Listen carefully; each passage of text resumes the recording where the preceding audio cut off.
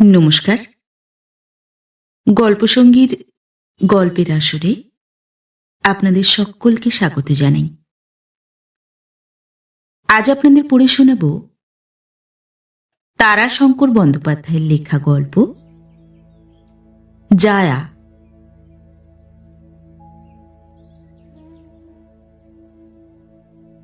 রূপ স্বতন্ত্র বস্তু, রূপ তাহার কোনো কালে ছিল না।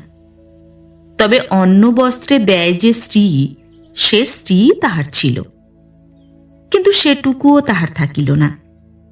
অন্ন বস্ত্রের অভাবে নয়, কয় মাসের কারা ক্লেশ জলৌকার মতো স্ত্রীটুকু যেন শোষণ করিয়া লইল। জেলে ক্লেশ কিছু সে পায় নাই, কিন্তু তবুও 4 মাসের মধ্যেই আমাশয় ও চোখের অসুখে কুব্জ স্ত্রীহীন হইয়া ফিরিল। স্থূলতা বর্জিত শরীর শীর্ণ হইয়া গিয়াছিল, খদ্দরের পোশাকও ভারী বোধ হইতেছিল। অবয়বের লাবণ্য নিঃশেষে ঝরিয়া গিয়াছে, দেহের শ্যামবর্ণ প্রায় কালো হইয়া উঠিয়াছে। তাহার সে লাবণ্য আর ফিরিল না। স্ত্রী না ফিরুক, দেহ সুস্থ হইল। জেল হইতে ফিরিয়া তাহার নেশা পড়িল লেখায় এবং গাছ পুঁতায়। নিজেই মাটি কোপাইয়া ফুলের বাগান করে। গ্রামের প্রান্তের প্রকাণ্ড বড় বাগানটায় বট অশ্বত্থের ডাল ও চারা পুঁতে, ফুলের গাছও পোঁতে, কিন্তু সংখ্যায় কম। রৌদ্রে বৃষ্টিতে তাহার স্ত্রীহীনতা উত্তরোত্তর বাড়িতেছিল। আন্দোলনের পূর্ব হইতেই জামা জুতা সে ত্যাগ করিয়াছিল। তাহার পরনে থাকে মোটা কাপড় আর কাঁধে চাদর। চাদর আবার সবসময় নয়, কোথাও যাইতে আসিতে হইলে চাদরটা কাঁধে চাপে। অন্য সময়ে খালি গা খালি পায়ে সে মূর্তিমান স্ত্রীহীনের মতো ঘুরিয়া বেড়ায়।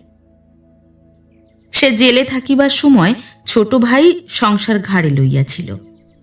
সে সংসার তাহার স্কন্ধে দৈত্যের স্কন্ধের আকাশের মতোই চাপিয়া রহিল।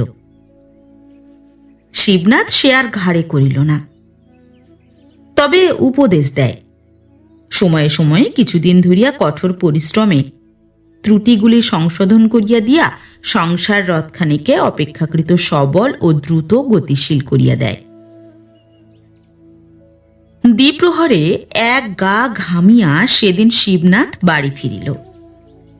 খালি গা খালি পা, কোমরে গুঁজিয়া কাপড়খানা পর্যন্ত হাঁটুর উপর টানিয়া তোলা, সাড়া না দিয়াই বাড়ি ঢুকিল। শিবনাথের স্ত্রী গৌরী ও ছোট বউ অমলা বারান্দায় থামের আড়ালে বসিয়া পান সাজিতেছিল।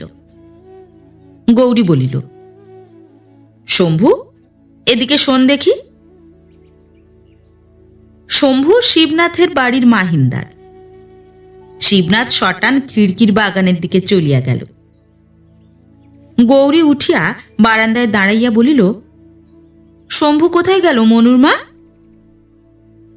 রন্ধনশালে ব্যস্ত বাচিকা মনুর মা বলিল, কে জানে বৌদিদি, দেখি নাই তো, কেউ আসে নাই তো। ছোট বউ অমলা মিহিভাবে বলিল, আসবে না কেন, খিড়কি দিয়ে গেল চোখের সামনে। গৌরী রুষ্ট হইয়া উঠিয়াছিল। চাকর বাকর কেমন অবাধ্য হয়েছে দেখেছ, ডাকলে সাড়া পর্যন্ত দেয় না। তা বলবো কাকে বলো? বড়বাবুই চাকর বাকরের মাথা খেলে। এখুনি শম্ভু খিড়কি দিয়ে গেল। খিড়কির রাস্তা ঘরে পদশব্দ উঠিল। মনুর মা বলিল, ওই যে বাবু আসছেন। গৌরী বলিল, এই শম্ভু, বেয়াদব চাকর কোথাকার। প্রথমটা না লক্ষ্য করিলেও শিবনাথ খিড়কির বাগানে দাঁড়াইয়া কথাবার্তা শুনিয়া সব বুঝিয়াছিল। সে হাসি মুখেই জোর হাতে দাঁড়াইয়া বলিল, অধম কি একান্তই শম্ভু পদবাচ্য হল হুজুরাইন?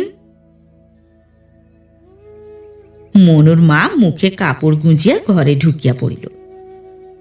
ছোট বউয়ের চাপা হাসির খুক খুক শব্দ বেশ শোনা যাইতেছিল। গৌরী নিজেও না হাসিয়া পারিল না, বলিল, মা গো মা, কি অপ্রস্তুত করতে পারো তুমি মানুষকে। না বাপু, ছি, ও কি? শিবনাথ হাসিয়া বলিলেন, আমার কথাটার উত্তর দাও। আমি কি শম্ভুর ক্লাসে পড়লাম তাহলে?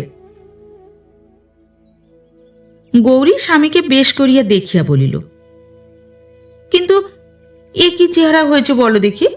সর্বাঙ্গে ধুলো, শরীরের এই অবস্থা, ছি ছি ছি। বসো দেখি, একটু বাতাস করি। ভোলা দাসী, জল দে তো এক বালতি। ছোট বউ, আমার সাবান আর তোমার ভাসুরের গামছা দেখে দাও তো। ভোলা দাসী বাড়ির ঝি।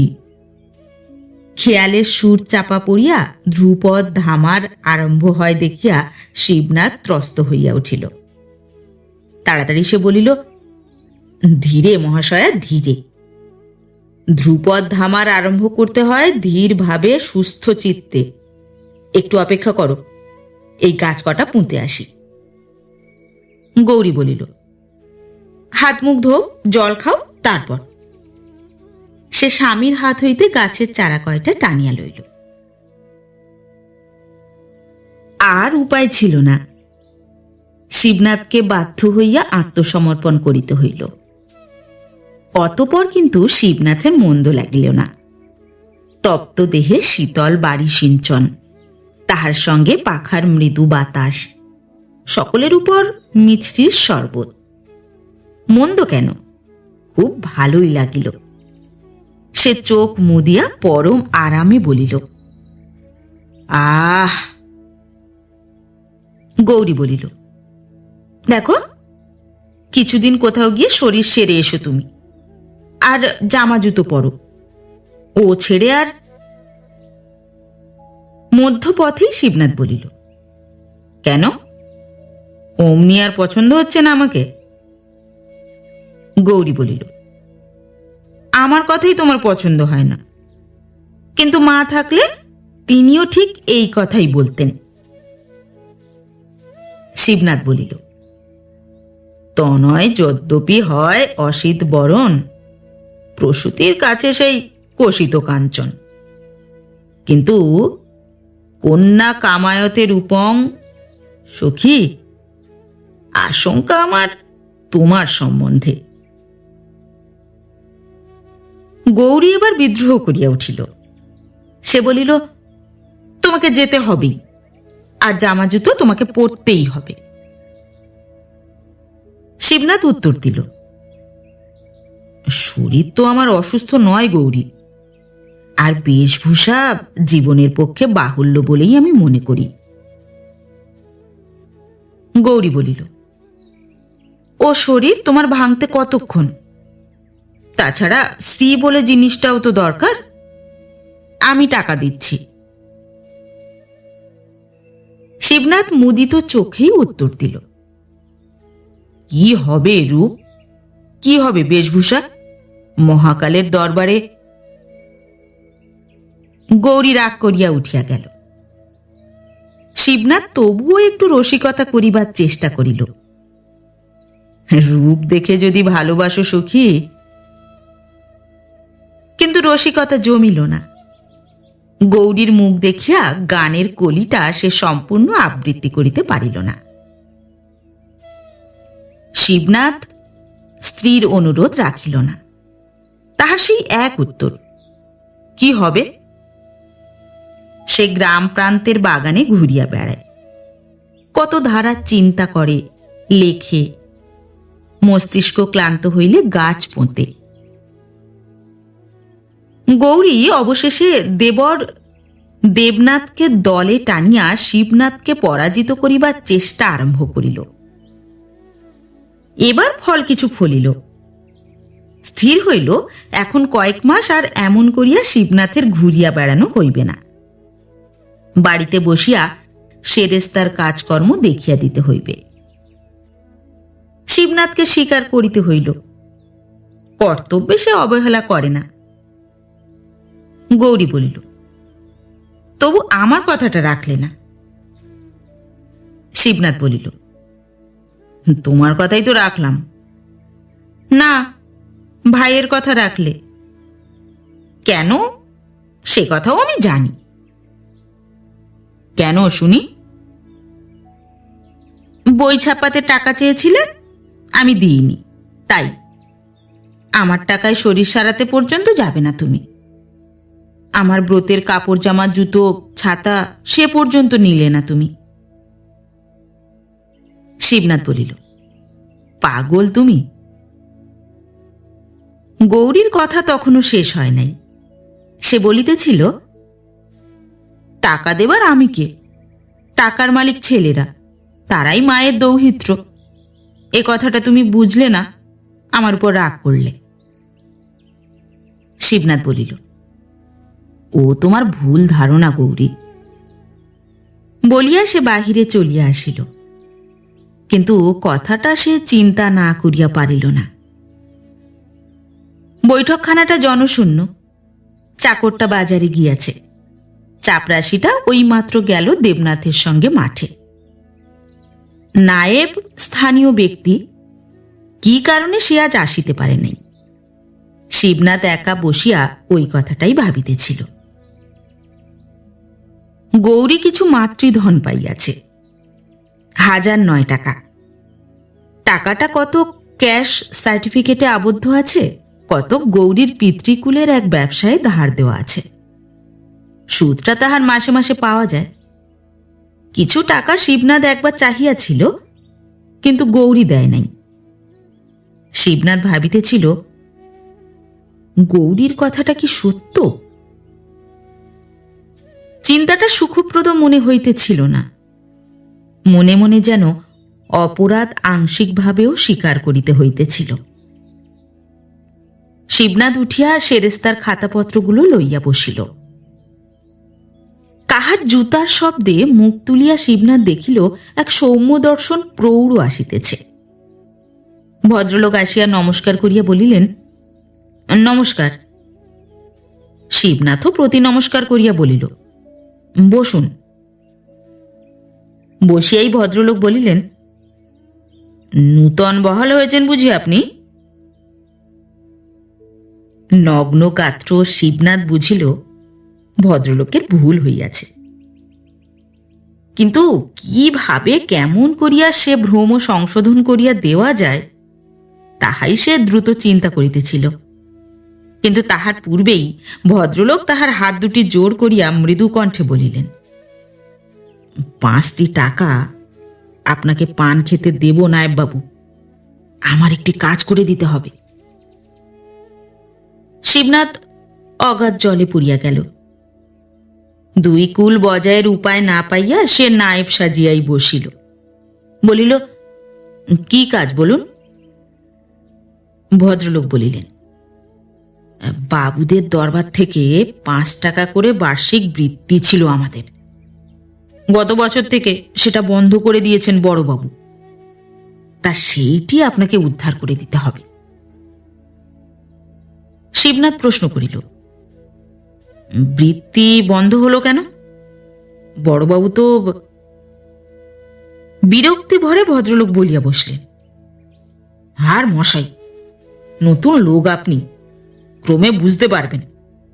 সে এক আচ্ছা লোক। এখন ব্যাপারটা শুনুন। বাবুদের মহাল 219 নম্বর তৌজি পাবনায় আমার শ্বশুর বাড়ি। বৃত্তি আমার শ্বশুরদের পৈতৃক। আমি সব সম্পত্তি পেয়েছি, শ্বশুরের ছেলেপিলে নেই। শ্বশুরের পৈতৃক দুর্গাপূজা ছিল। বিজয়ের পর যাত্রার দিন আমার শ্বশুর প্রতিমার গলার পৈতে নিয়ে আসতেন, বাবুরা 5টি টাকা দিতেন। এখন এবার আসতেই ছোটবাবু বললেন, বৃত্তি আপনি পাবেন না। কেন মশাই? জিজ্ঞাসা করলাম। শুনলাম শ্বশুরের দুর্গাপুজো তো আমি আর করি না, সেই জন্যে বড়বাবুর হুকুম। শিবনাথের ব্যাপারটা মনে পড়িয়া গেল। সে বলিল, পুজোটা বন্ধ না করলেই হতো। হাসিয়া ভদ্রলোক বলিলেন, বেশ মশাই আপনি, খরচ কত? তাছাড়া স্কুল মাস্টারি করি, ছুটি হয় সেই পঞ্চমীর দিন, কখনই বা কি করি। শিবনাথ ভাবিয়া চিন্তিয়া বলিল, তা আমি বলবো বাবুকে। ভদ্রলোক বলিলেন, হ্যাঁ, ছোট বাবুকে নয়, বড় বাবুকে বলবেন। আচ্ছা ঘোরের লোক মশাই, ছোট ভাইকে শিখণ্ডীর মতো সামনে রেখে আড়াল থেকে বেশ। আরে মশাই, 5 দিন এসে দেখাই পেলাম না। কোথা? না বাড়ি নাই, মাঠে নয় বাগানে। তারপর সহসা মুখটা খুব কাছে আনিয়া বলিলেন, এত বাগান কেন মশাই?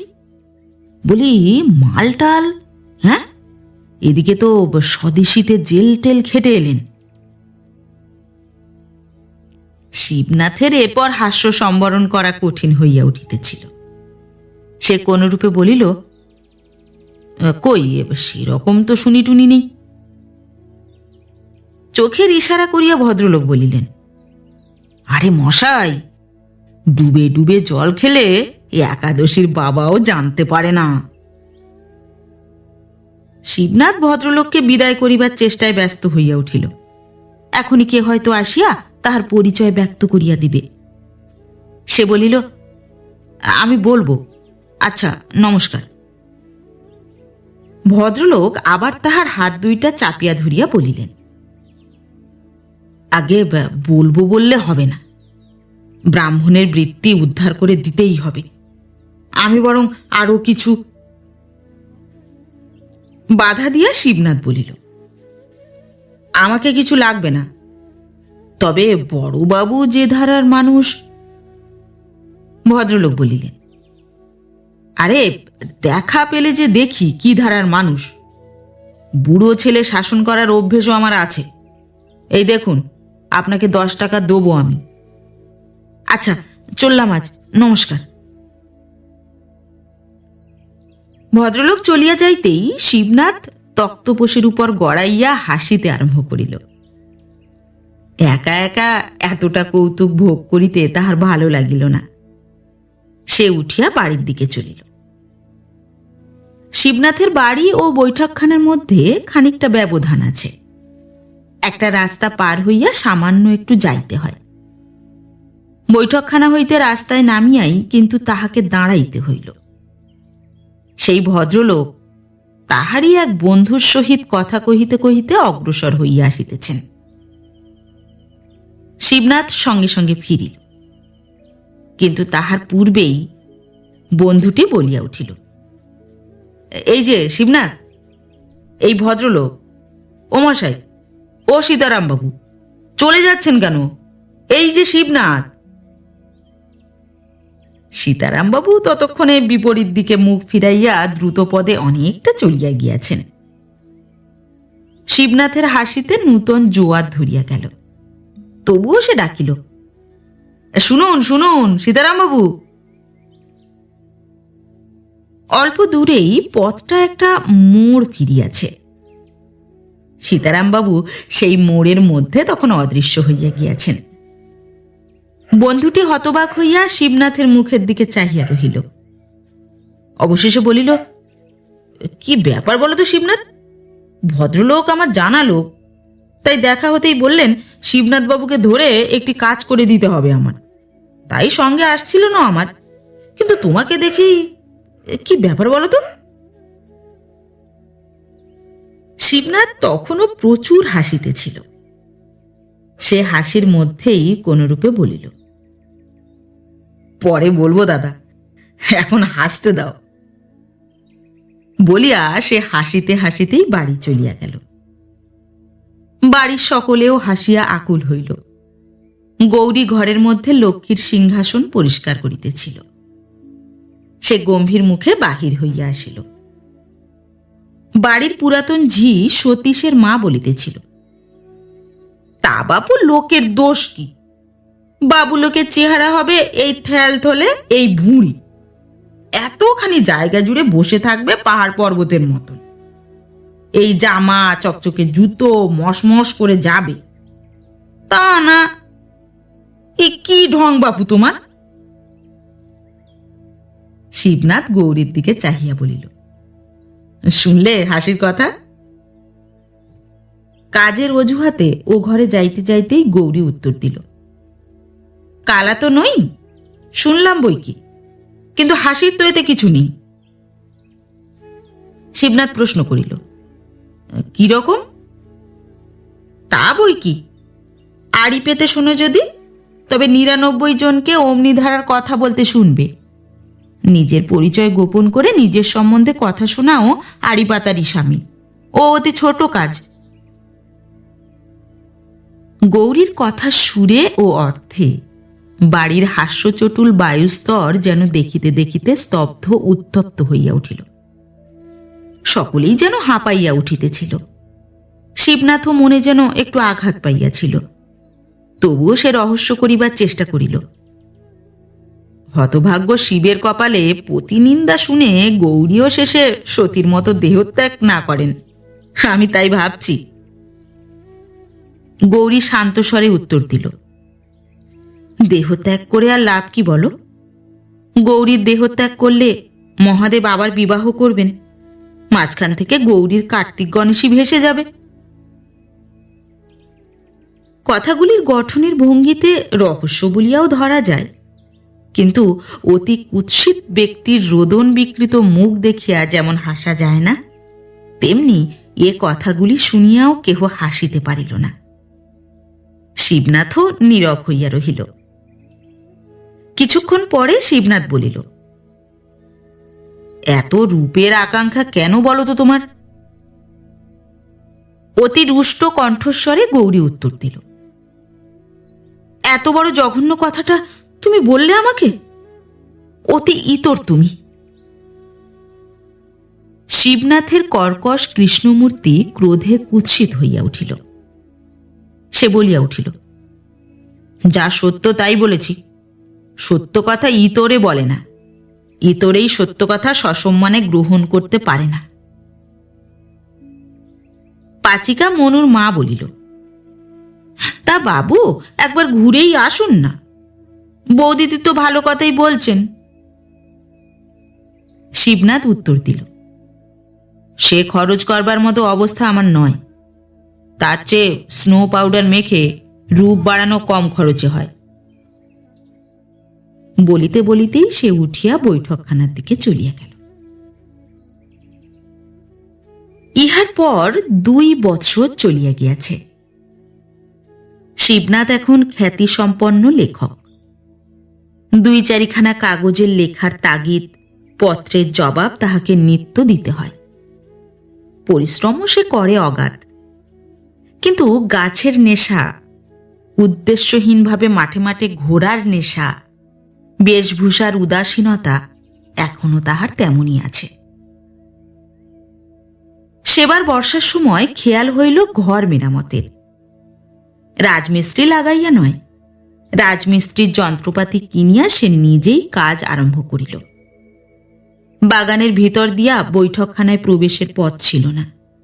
সেখানে সে পাঁচিল ভাঙিয়া এক নূতন ফটক ও এক প্রস্থ সিঁড়ির প্রয়োজন অনুভব করিল। আর তৈয়ারি করিতে হইবে বাগানের মধ্যে একটা পাকা বেদি। ছোট ভাই বলিল, তোমার অদ্ভুত খেয়াল দাদা, বেশ তো, রাজমিস্ত্রি লাগানো হোক। শিবনাথ নিজের হাতেই বনিয়াদ খুঁড়িতেছিল। সে বলিল, দেবনাথ জানে এ লোকের সঙ্গে বাক্য ব্যয় করা বৃথা।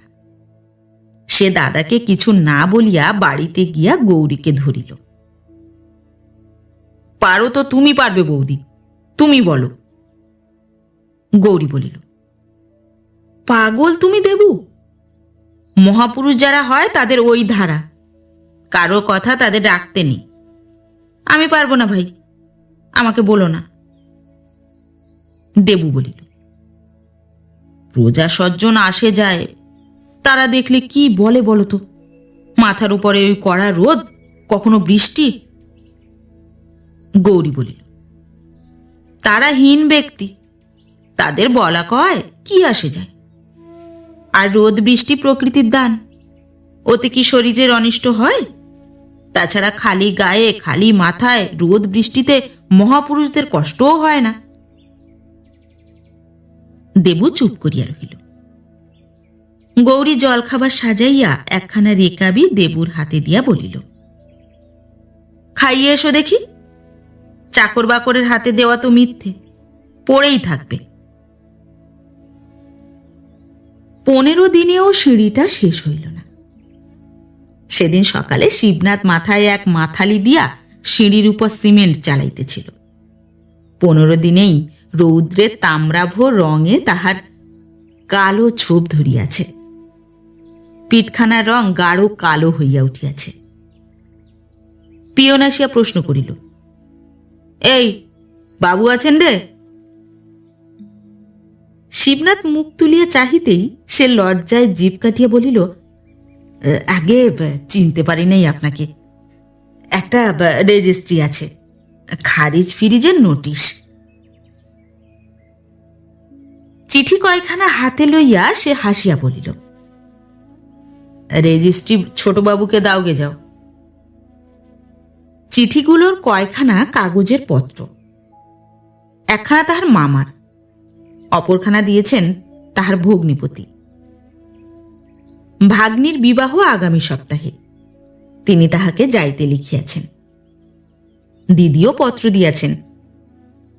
এবার দেবুকে পাঠাইলে চলিবে না, তাহাকেই আসিতে হইবে, অন্যথায় তিনিও কখনো আর শিবুর বাড়ি আসিবেন না। শিবু এ নিমন্ত্রণ উপেক্ষা করিতে পারিল না। ভগ্নিপতির দেশ বর্ধমান জেলার এক পল্লী গ্রামে, রেল স্টেশন হইতে মাইল 5 দূরে যাইতে হয়। কাঁচা রাস্তা বর্ষার জলে কাদায় অব্যবহার্য হইয়া উঠিয়াছে। পৌঁছিবা মাত্র ভগ্নিপতি সম্বর্ধনা করিলেন, এসো এসো ভাই এসো। কিন্তু এ কি চেহারা হয়েছে তোমার শিবু? খালি পা খালি গা, এ কি? শিবু হাসিয়া বলিল, চেহারা চাষার আবার কবে সজ্জনের মতো হয় জামাইবাবু? এই তো চাষির পোশাক। ভগ্নিপতি উপস্থিত ভদ্রলোক কয়টির দিকে লক্ষ্য করিয়া বলিলেন, ডাক্তারবাবু, ইনি আপনাদের প্রিয় লেখক শিবনাথ। আমার তালব্যস্বয়ে আকার লয়ে আকার, কেমন হে? আর উনি। তৎপূর্বেই ডাক্তারবাবুটি আগাইয়া আসিয়া বলিলেন, আমার পরিচয় এ ভিলেজ ডক্টর, সামান্য ব্যক্তি। ভারী সুখী হলাম, ভারী ভালো লাগে আপনার লেখা। আমাদের ক্লাবের লাইব্রেরিতে কিন্তু একদিন যেতে হবে আপনাকে। ভগ্নিপতি বলিলেন, হবে ডাক্তার, হবে। এখন 15 দিন ছাড়বো মনে করেছ? তবে চুয়ারের গলায় ফুলের মালা দিয়ে কি করবে? চলো হে, বাড়ির ভেতরে চলো। দিদি তোমার 10 বার খোঁজ করেছে এর মধ্যে। শিবু এলো? শিবু বলিল, যে রাস্তা আপনাদের। বাড়ির মধ্যে দিদি তাহাকে দেখিয়া কাঁদিয়া বলিলেন, কি দশা হয়েছে তোর শিবু? হ্যাঁ, সেই শিবু তুই? বলে না দিলে তো তোকে আমি চিনতেই পারতাম না। বউ লেখে শরীর খারাপ হয়েছে তোর, কিন্তু এত খারাপ? সে রাক্ষসী সেবা যত্ন করে না নাকি? বস বস, আমি বাতাস করি। আর ই কি পোশাক পরিচ্ছদের স্ত্রী রে? শিবনাথ হাসিতে হাসিতে বলিল, 1 কাপ চা দাও দেখি আগে। দিদি ডাকিয়া বলিলেন, ও ভাই বিনি, চায়ের জল চড়িয়ে দাও তো। আর ওরে নবীন, হাত মুখ ধোবার জল দে। ওদিকের বারান্দায় মেয়েরা দাঁড়াইয়াছিল।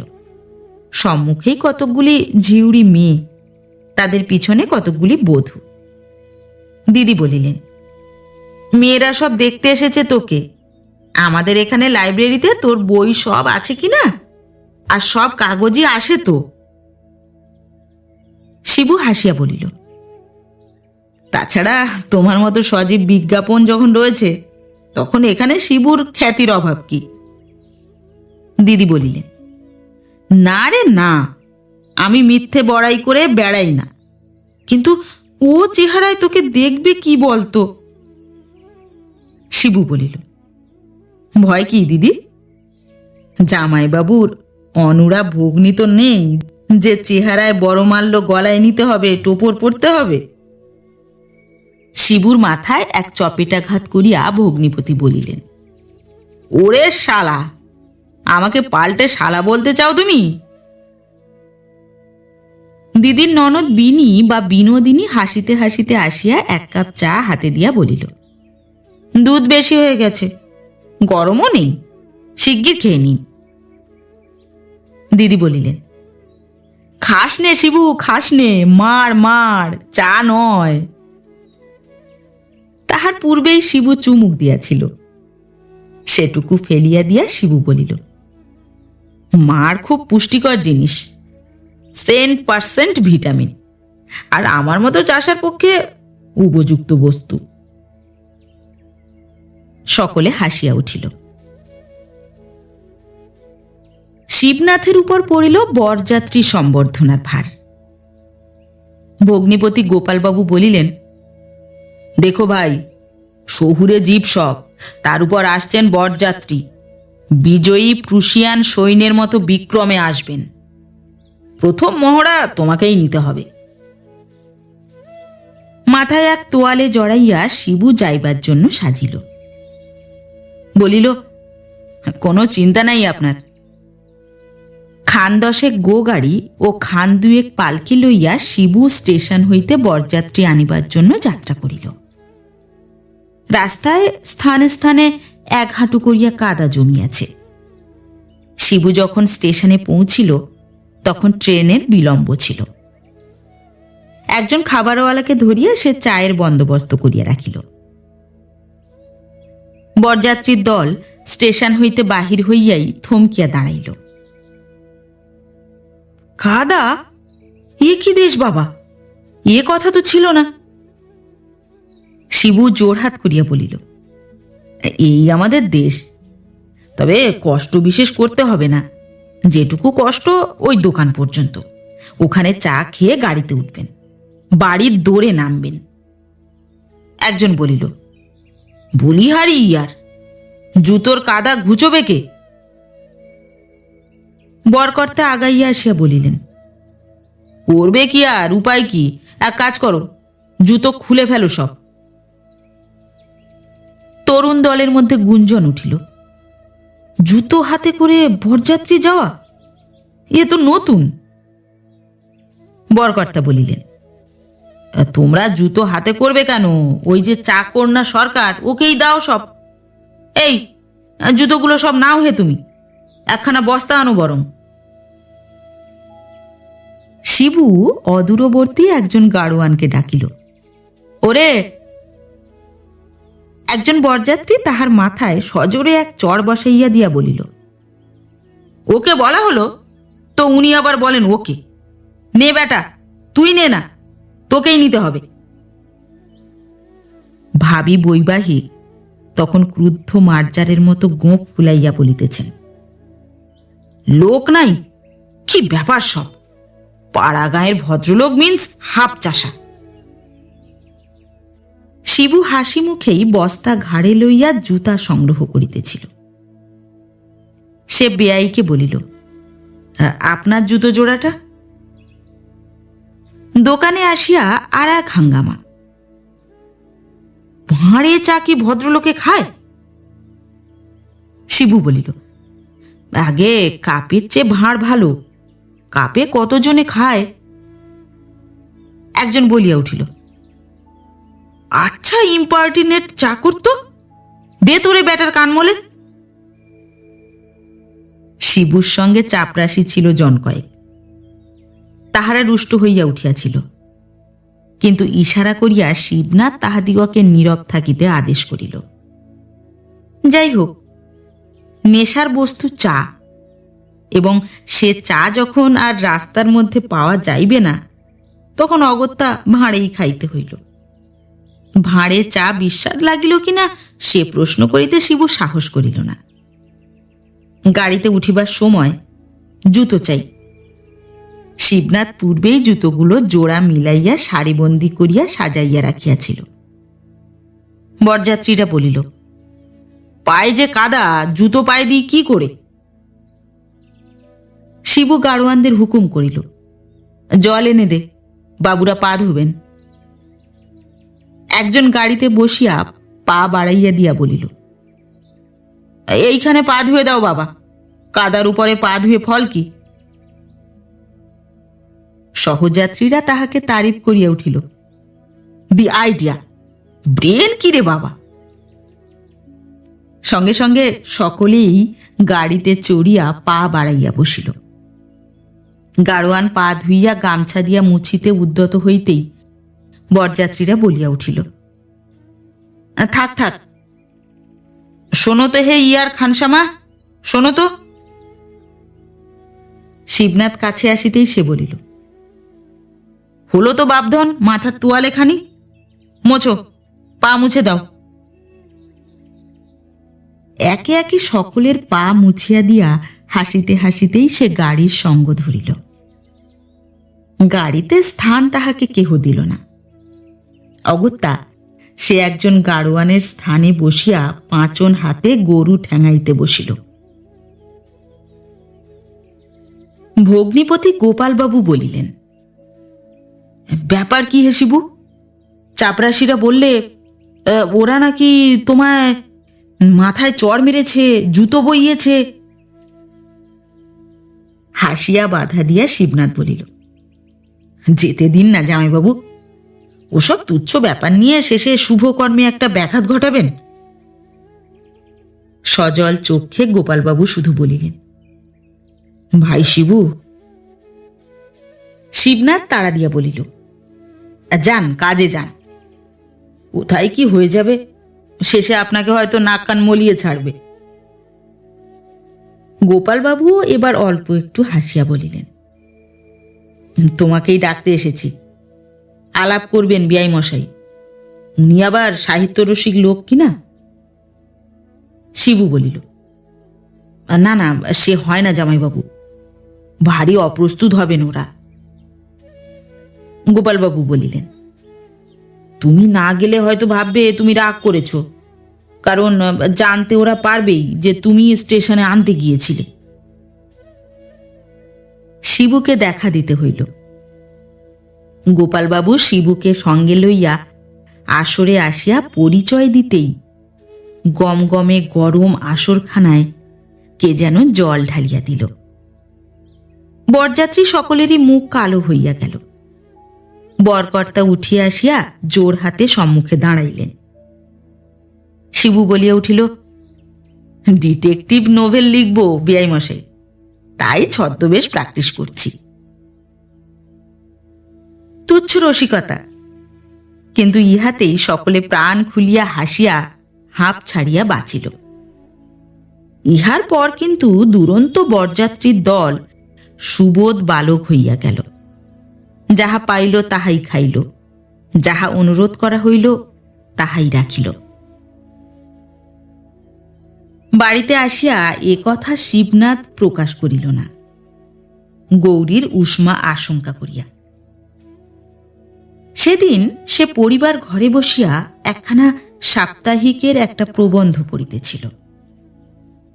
প্রবন্ধটা গল্প সাহিত্যের উপরে লেখা। তাহাতে তাহার সম্বন্ধে উচ্ছ্বসিত প্রশংসা করা হইয়াছে।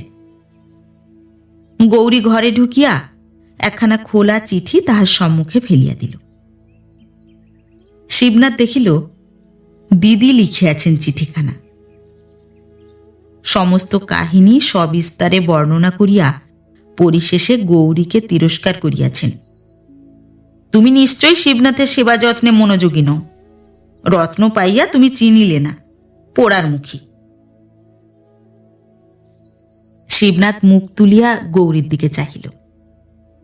তারপর ঈষৎ হাসিয়া বলিল, হ্যাঁ, বলিনি তোমাকে আমি। অকস্মাৎ ঝরঝর করিয়া কাঁদিয়া গৌরী কহিল, তুমি চেঞ্জে যাবে কিনা বলো, নইলে। কথা তাহার অসম্পূর্ণ থাকিয়া গেল। শিবু বলিল, আবেগ ভালো নয় গৌরী, শোনো, আমার কথা শোনো। গৌরী চোখ মুছিল, কিন্তু তাহার ঠোঁট দুইটি কাঁপিতেছিল। সে বলিল, লোকে তোমায় চাকর ভেবে অপমান করে, কতজনে কত কথা বলে। ও বাড়ির হরির বউ সেদিন কি বললে জানো? বললে, দিদি, বর ঠাকুর কি নেশা টেশা করেন যে এমন পাক দেওয়া? তাহার কণ্ঠস্বর আবার রুদ্ধ হইয়া গেল। শিবু হাসিয়া বলিল, এ যে তোমার মিথ্যে দুঃখ গৌরী। গৌরী বলিল, না, মিথ্যে নয়। নিজের স্বামী সন্তান কুৎসিত হলেও কেউ সে কথা বললে বড় দুঃখ হয়। বুলুর কথা কি মনে নেই তোমার?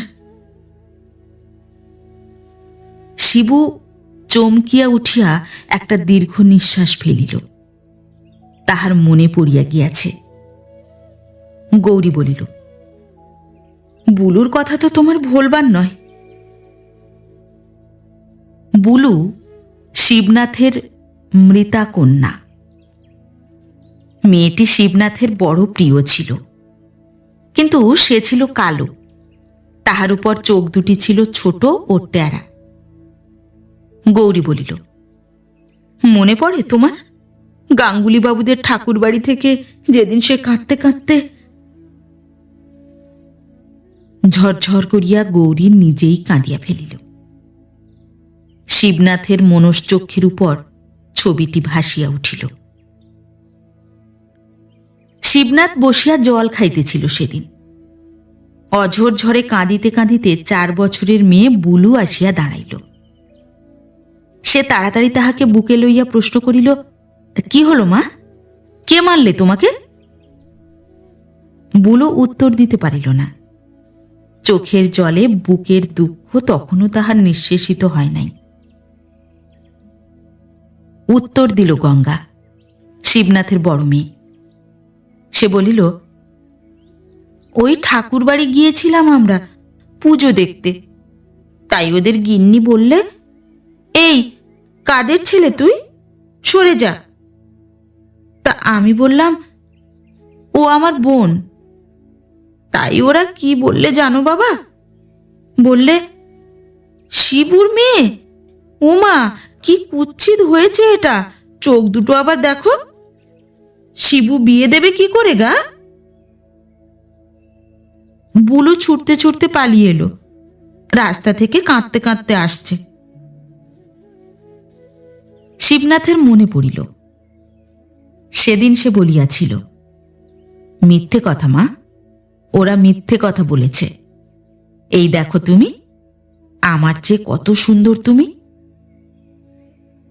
বুলু সান্ত্বনা পাইলেও শিবনাথের কথা বিশ্বাস করে নাই। সে বলিয়াছিল, বাবা, তুমি কালো আর আমি কালো, ওরা সব সুন্দর। গৌরী তখন বলিতেছিল, সে আঘাত আমি জীবনে ভুলব না। তুমিও তো সেদিন কেঁদেছিলে। শিবু দীর্ঘ নিঃশ্বাস ফেলিয়া বলিল, ভুলিনি গৌরী। গৌরী বলিল, তুমি হাসো, কিন্তু আমার বুকে তেমনই আঘাত লাগে। তোমার খ্যাতিতে আমার তৃপ্তি হয় না। তোমার স্বাস্থ্য, তোমার স্ত্রীতে আমার বেশি তৃপ্তি। শিবনাথ গৌরীর হাতখানি টানিয়া আপনার কাঁধের উপর রাখিয়া বলিল, এখানটা বড় ধরেছে, একটু হাত বুলিয়ে দাও তো।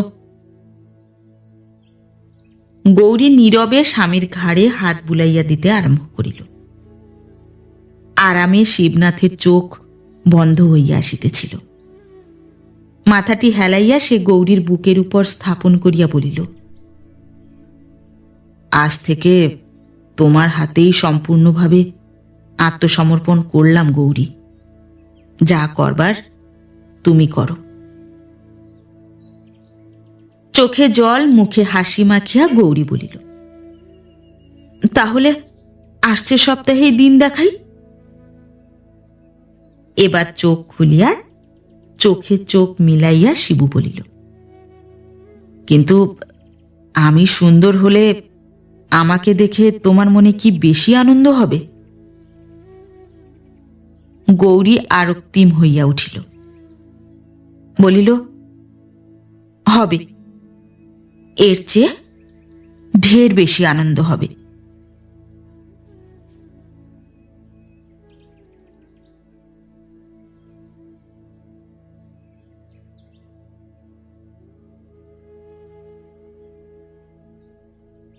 নমস্কার।